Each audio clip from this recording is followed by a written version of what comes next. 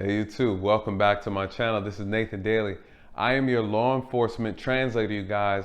Listen, 13 years of experience here to give you guys insight and wisdom on all things law enforcement, you guys. We talk about difficult conversations over here. We leave no stone unturned. Feel free to ask whatever you like, you guys. We don't shy away from difficult conversations. Listen, this is a group of people who are critical thinkers. We are growing. Our channel is growing thanks to you guys. We are on our way to 10,000. That's our next goal. So listen, if you're new to the channel, please like this content. Please share the content, and would love for you to subscribe. Would love for you to join us on this crazy journey that we're on, you guys. So listen, before we get into that again, I just want to say thank you guys so much for your support.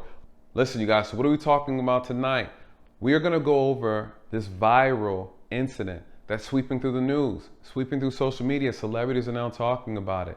Lauren Smith's Field, you guys, I did a video on it already, just talking about the basics, right? Right when they released the information from the medical examiners about what was actually the substances that were found in her body, how they ruled this as an accidental overdose. You guys, it's very suspicious and people feel uncomfortable about it. The family is not happy. They're asking questions. They're not satisfied with how the investigation went. Rightfully so, you guys. The police department investigators botched this thing out of the water, you guys. They completely showed nothing but gross negligence this entire investigation. I'm gonna tell you why. We're gonna dive deep, you guys. I'm gonna show you how we investigate these crimes. Where did they go wrong? What they should have done? What evidence is key? What evidence did they miss? What's gone and cannot be returned? You guys, listen. Evidence can't be created nor destroyed, but the reality is it exists. It exists. You just have to know how to find it. We do not look for who's true. We don't look for who's telling the truth, you guys. We look for the evidence. The evidence tells the story, not people's words, not people's assumptions. What you believe doesn't matter. What you think doesn't matter. Who's good or who's bad doesn't matter, you guys. We follow the evidence. This is how the game works, you guys. It's a puzzle. This is chess pieces. I'm going to show you and explain to you how it works. What we look for when investigating a murder, investigating the accident, investigating a suicide. Not everything is what it seems to be. Not everything is what it appears to be, you guys. And not everyone is who you think they are. You'll be surprised. People lie. People are chameleons. Listen, you can't take people's word for it. Let's dive into it. You guys know the story. If you want to get the backstory and the summary, you guys, check out my video. I'll break it down. Everyone has talked about it. I'm about to give you something people are not giving you. They're not willing to tell you guys from the eyes and the perspectives and the experience of an officer. Someone who's investigated murders before, accidents, overdoses, suicides. I'm going to give you background. Let's go into it. What are we looking at, you guys? Listen, Matthew LaFountain is the suspect, you guys. He should have never been excluded otherwise. He's a suspect. He's a suspect. There's three problems with this entire situation that everybody already knows, right? It's either one, it's a cover-up, conspiracy. Two, she overdosed on herself. Or three, he administered and gave it to her without her knowledge, you guys. These are the three scenarios. And if it's a cover-up, he had help. He had help. And by who? One of the investigators, or by the department within itself. How would he be able to do that, you guys? If this is the case, if we're looking at those three options, him being a suspect, this being suspicious, he had to have help from the department, right? This is what people are saying. This doesn't seem right. Let's break it down, you guys. Let's break it down. Matthew LaFountain, he's 38 years old. He met this lady on Bumble. 3 days within them getting to know each other. They meet up at her place, right? For movies and drinks, right? They're watching TV, they're relaxing. What did I notice when I read the police report? You guys, when he's telling his statement to the police, what does he say? He said, listen, we met on Bumble. Here's the interesting thing about it. They never exchanged phone numbers, you guys. They exchanged social media. He told the investigator that. I thought it was interesting that we have mutual friends, mutual contacts on their social media. Interesting. What does that mean? Who was that individual, you guys? Listen, I'm going to tell you something for those who have not seen the report. They were exchanging contact information on social media after they got off of Bumble. What did he do when he got to her place at 9:30 p.m.? He knocked on the door. She never responded. He was on his way to leave. He said, I don't have her number. I can't contact her. A few minutes later, she calls him on Instagram. And she apologizes. She tells him, hey, listen, come back. I was getting my hair together. I was putting myself together before you got here. He said, okay. So he turned around and he went back. They went in, he brought the drinks. He said they relaxed, they drank, they watched movies. She said as some time went by, she got a text message and said it was her brother. She left to go and speak to her brother outside. She said she was gone for a few minutes.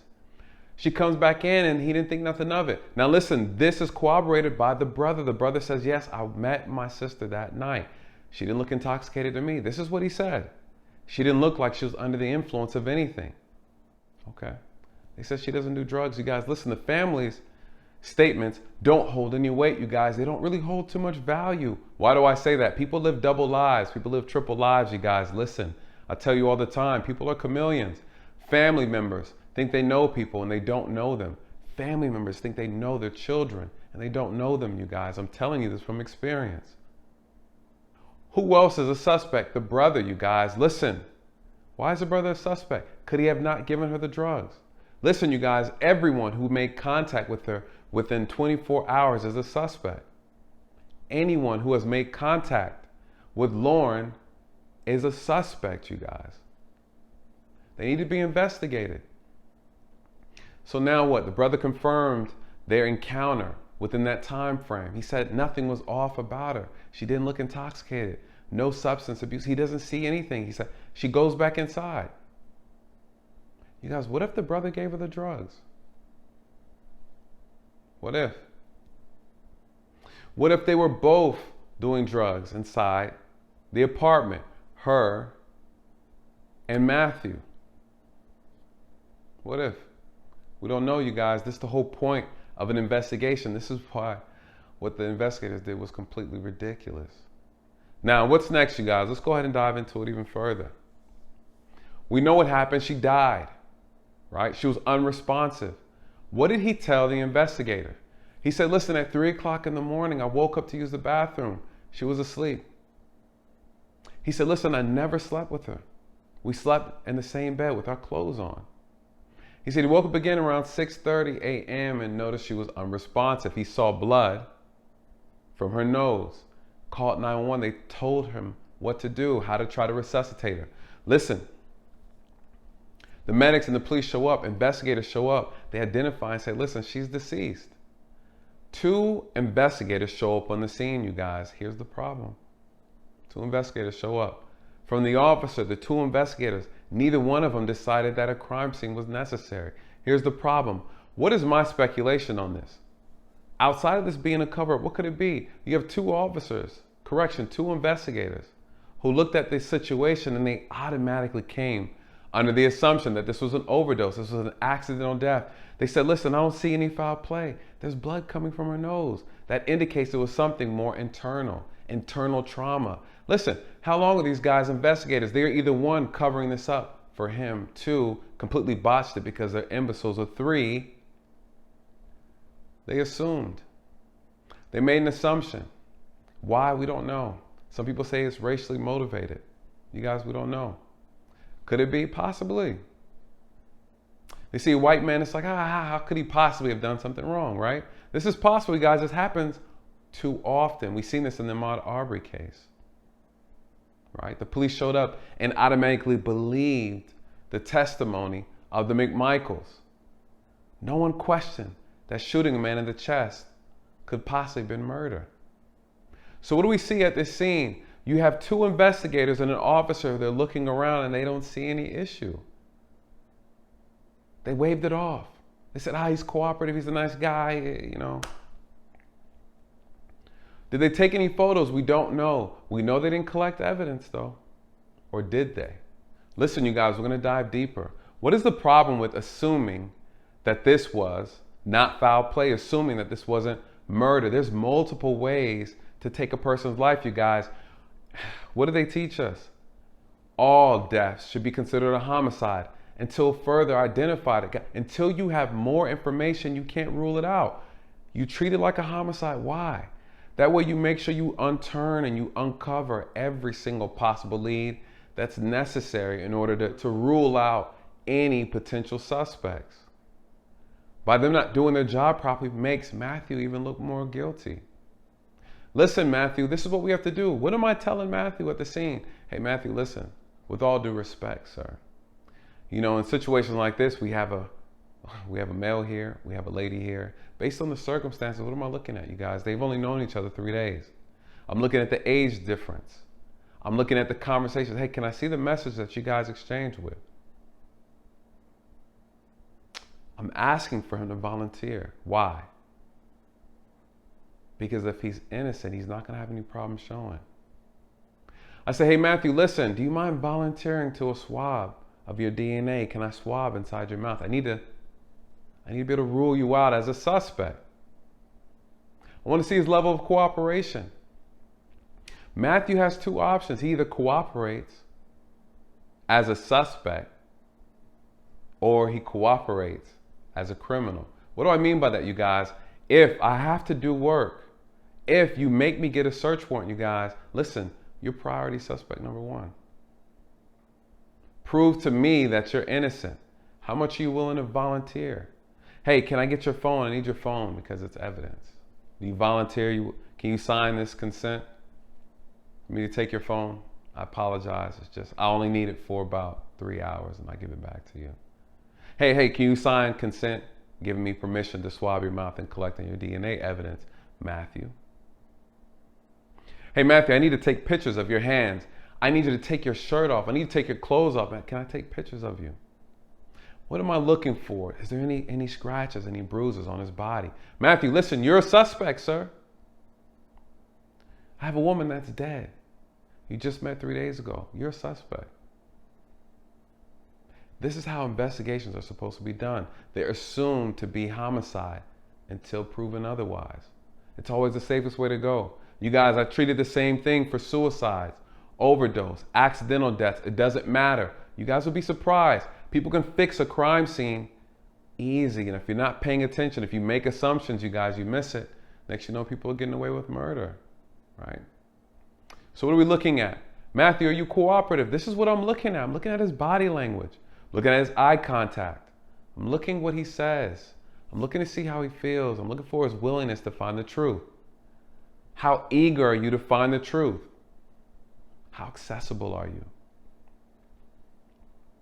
This is what we're looking for, you guys. Everybody's a suspect. Did Matthew provide the drugs? That's what I want to know. Did he also take the drugs with her? This is what I want to know. Why is that important, you guys? Because that can rule out a lot of other issues, a lot of other theories that I might have. Meaning, did he slip her these things in the drink? Or were they taking them together? Or did she take them by herself? That's what I want to know. You want to collect as much evidence at the time so that you can find out. They had 2 cups, some glasses with alcohol in it. Those should have been taken as evidence.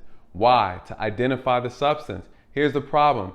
If there's 1 cup that has the substance that matches, the chemicals that match in Lauren's body, but the other cup doesn't, you guys, that is a clue. That's a clue. What does that tell me? It tells me that someone put this in her drink. Was it her or was it him? Just a little bit more evidence. Was his car searched? Probably not, right? They didn't look at him as a suspect. You guys, this is a murder. This is a death that we need to treat it like a homicide. His car should have been searched. Why is that important? What if there were more pills? What if there were pills? Photos were taken of the pills. Listen, why do I say that? Because they don't know why she died. They didn't know until the autopsy, assuming the autopsy is legitimate.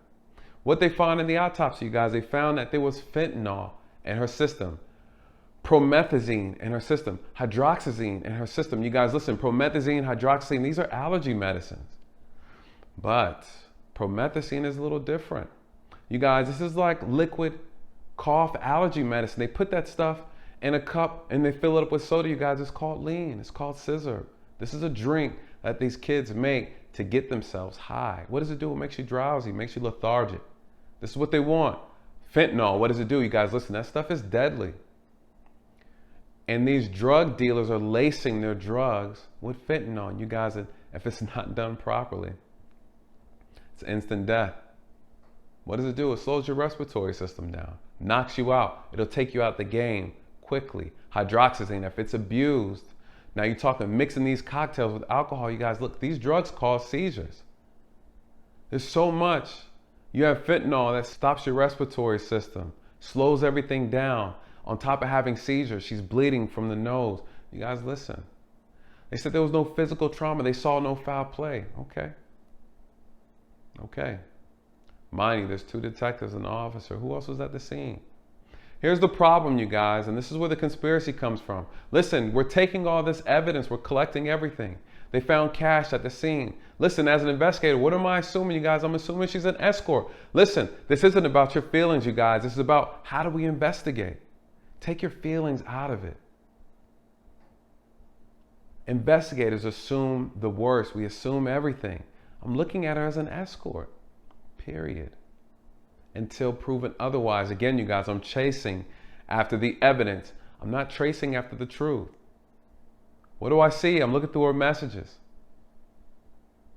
I see the cash. What does she do for work? She's a college student. I'm looking through her social media. You guys, listen. It doesn't define you, but these are clues. These are clues. All right? I'm putting it all together. Now, hey, sir, can you pull up the Bumble messages? I want to see what you guys talked about. What am I looking for? I'm looking for anything suspicious. Escort behavior. Listen, what if she was an escort? Listen, you guys, we have to talk about it. You can't shy away from these things because you don't like the way it feels. And this job isn't ear-friendly, you guys. We deal with people. We deal with real life. We deal with real circumstances. No one wants to consider her being an escort or a prostitute. She could be everything and anything until proven otherwise.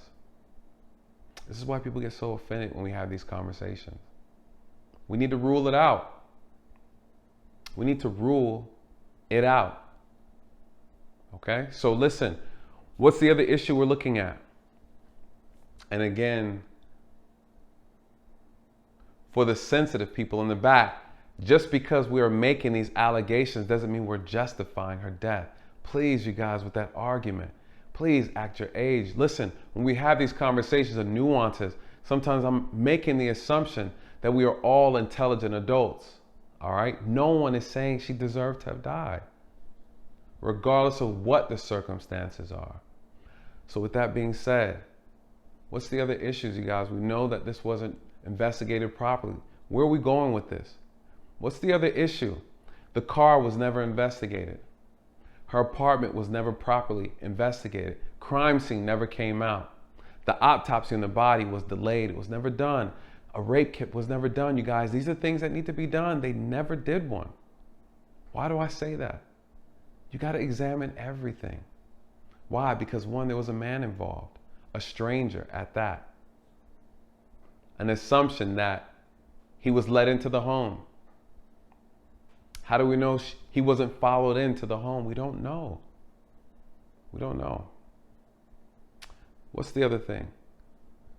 Outside of them doing a complete horrible job, we know that the mayor has gotten involved, and the mayor said, okay, listen, you guys, the way the investigator and the department has handled this was completely unprofessional. It's unacceptable. They took more than 24 hours to actually contact the family, guys. This is suspicious number 2. Why do I say that? Because the justification, what you guys don't know, we have the capability of finding out people and their family members, you guys. I use the technology all the time. It's not hard. They chose not to. Why did the detective choose not to? We don't know, right? We don't know. We know it covers 3 of these particular theories. Either 1, they're covering it up for him. Either 2, they just botched it. Either 3, they didn't care, right? They didn't care. Sloppy work. Assumptions.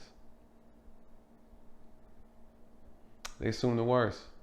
They didn't give it the same level of professionalism and treatment that they would do in any other case. They assumed the worst about her. The family was never notified about the body. What do I see? Even as an investigator on the outside in, I'm looking at a cover-up, you guys. Why? Because that's not standard protocol. People say, oh, she's grown, they don't have to notify her. You guys, that's proper etiquette. You're supposed to notify the family. No excuse for it. And to say that they're unable to, that's not true. You guys, we have the technology to do it. We have the resources to do it. And it's very easy. extremely easy to find next of kin.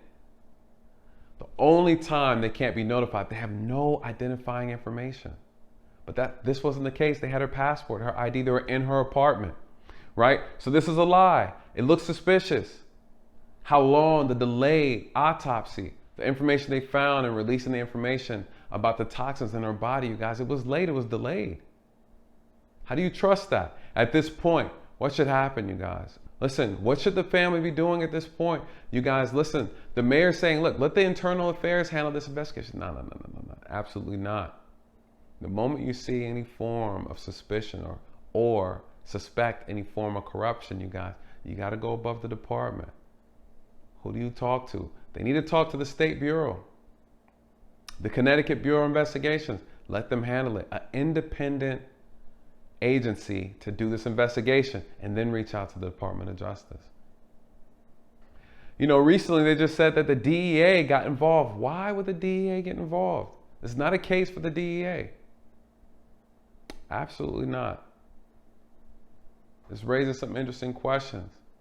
Whether or not they found out someone who gave her these drugs, something about that fentanyl. They may have had other similar deaths in the area that the DEA is investigating. Guys, they just don't jump in on state cases, especially if it's already been assumed as an accidental overdose. There's something more to the puzzle, something more to that piece that's going to unfold shortly, I think. Listen, here's the other suspicious piece about this whole thing about the investigator. They never had crime scene come out. They never really combed through the apartment to see if anything else was in there worth investigating. But what happened? They let the family go in there. About a week or two later, what they find? They found things that should have been collected, identified. They found a pill of a sedative on the bed. It's unidentified. They didn't mention what it was. What else did they find? They found on the bed, her sheet had a blood stain on it. What else did they notice? They found a condom in the trash can with fluid in it. They suspect that it's Matthew's. You guys, listen. There's a good chance it might not be his. It could be his and it could not be his. And there's a problem with that. Why do I say that, you guys? There's two issues with this whole thing about finding evidence after the fact. It could have been planted. What if you find out when they test that condom, the contents in it, that it doesn't match Matthew's? What does that mean, you guys? It means by public opinion, people have to exonerate him. Why do I say that? As an investigator looking outside, looking in, what does that mean to me? It means that, what if that was planted? Who had access to her keys to her apartment? Who had access to that apartment after the fact? Right? What if it's not Matthew's and it's somebody else's? Someone could have planted it there in order to make it look like he had nothing to do with the situation. He said it himself. He said, listen, we never had sex. So listen, if that's the case, then whose condom is this? What do I say in situations like this? Hey, Matthew, are you willing to submit to a polygraph exam? How willingly are you to exonerate yourself? How cooperative are you willing to be for this investigation? You guys, listen, they could do it. But if you turn it down, then I know you're my primary suspect. All eyes on you after that. Because who doesn't want to free themselves out of this nightmare if you were truly innocent? People are mad because he got an attorney. Absolutely. He has to get an attorney, you guys. You guys are accusing him of murder. Did he spike her drink? Or did she take those things on herself? We don't know. Did they take them together? We don't know. What would I have done? I would have asked for his DNA. I would have swabbed his mouth. I would have pulled blood. Why? Because listen, I mean, look how far along it is. There's no way to prove whether or not those same drugs, those same contents were in the system. If they were, you guys would have a different conversation. That means they were doing these things together. They were doing the same drugs together and she overdosed. Is he being completely honest? Probably not. Guarantee you he's not. He's either trying to cover up himself for something that he did that caused her death, or he intentionally caused her death and he's covering it up. And the only way for him to cover it up is to have help. There's no other way for him to do it. No other way. So you guys, listen, this is how we look at crime scenes. This is how we break things down. Listen, I know it's not ear friendly. Take your feelings out of it, you guys. It's bigger than that. We're not looking for what people say. We're looking for what we can find. We're looking for what connects the dots, you guys, and that's evidence. That's all evidence. All this talk that people like to have about, oh, he's making this money. He's this, he has that kind of job. Oh, she's so beautiful. She's this, and she's aspiring to be that. You guys, none of that stuff matters.